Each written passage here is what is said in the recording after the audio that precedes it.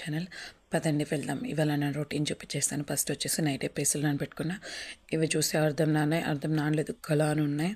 Next దాన్ని పక్కకు పెట్టేశానండి. రైస్ కడిగి పెట్టేద్దామని ట్రై చేశాను. నాకైతే ఎంత వర్క్ అయినా ఉన్నాయి కానీ మొబైల్ చూసుకుంటూ రీల్స్ చూసుకుంటున్నానంటే అవర్స్ అయిపోయి నాకు అస్సలు తెలీదు. అంత ఎడిట్ అయిపోతాను.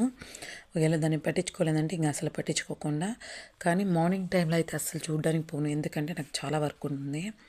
అందుకనేసి ఎందుకు తెలిసిన అండి, ఆ రీల్స్ అనేది అంత ఎడిట్ అయిపోతాను. అందుకే కొంచెం తగ్గించుకోవాలని ఎంతో ట్రై చేశాను. నాకు ఎవరు చెప్పారండి ఈ మధ్య జీరా వాటర్ తాగితే చాలా సన్నగా అవుతారనేసి. నేనైతే ట్రై చేశాను. ఒక 2 days తాగాను, చాలా విరక్తిగా అనిపించింది. మళ్ళీ థర్డ్ డే ఇంకా ఓకే. దీనికి కాంబినేషన్ వచ్చేసి పులుసు చేస్తాను. పులుసు కూడా సపరేట్ పెట్టాను. నేను జీరా వాటర్ తాగుతున్నానని చెప్పాను కదండి, ఇలా కలర్ ఉంటాయి. టేస్ట్ ఫర్ 2 days చాలా దారుణంగా ఉంది. థర్డ్ డే ఇంకా ఓకే అనిపించింది. దీన్ని కూడా తాగేశాను. నెక్స్ట్ వచ్చేసి నేను పెసరపప్పు వడలు చేద్దామనేసి రెడీ చేశాను. దీంట్లోకి వచ్చేసి పెసులు అండి, అట్లా గ్రీన్ కలర్ చూపించాను కదా, దాన్ని అట్లా ఆడించుకున్నాను. దాంట్లోకి చిన్న అల్లం ముక్క, కొత్తిమీర, ఒక చిన్న తెల్లవాయి, 2 పాయలు, ఎర్రగడ్డ వేసేసి మిక్సీకి పెట్టుకున్నాను. దానికి తగినంత సాల్ట్, కొంచెం సోడా పొడి వేసుకున్నాను. పొట్టుతో సహా ఒకసారి టేస్ట్ చేసి చూడండి, చాలా బాగుంటాయి.